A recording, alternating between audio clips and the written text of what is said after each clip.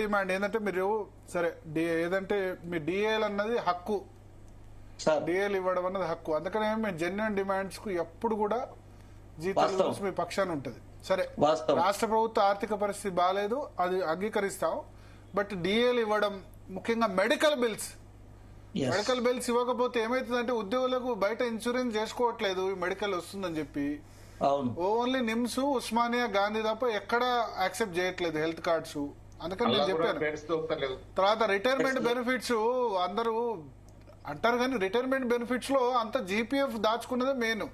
Gratuity private employees కూడా వస్తుంది, private employees కూడా గ్రాట్యుటీ వస్తుంది. ఇక మీకు అడిషనల్ గా ఇచ్చేది ఏముంటది? అంతే కదా, కమ్యూటేషన్ గా పెన్షన్ కమ్యూటేషన్ ఒకటి ఉంటది, అంతే కదా. అదొకటే.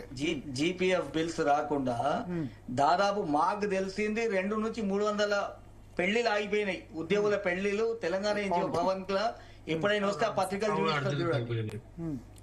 రిటైర్మెంట్ దౌర్భాగ్యమైన పరిస్థితి ఉంది. రిటైర్మెంట్ తర్వాత చాలా షెడ్యూల్ చేసుకుని ఉంటారు, ఇల్లు కొందాము, పెళ్లి చేసుకుందాము, ఏదో ఒకటి వాస్తవం, పిల్లల పెళ్లి చేద్దామని ఏదో ఒకటి, ఇట్లాంటి చాలా పెండింగ్ ఉంటాయి. అంశాలన్నీ కూడా ఇబ్బంది అవుతున్నాయి. ఒకసారి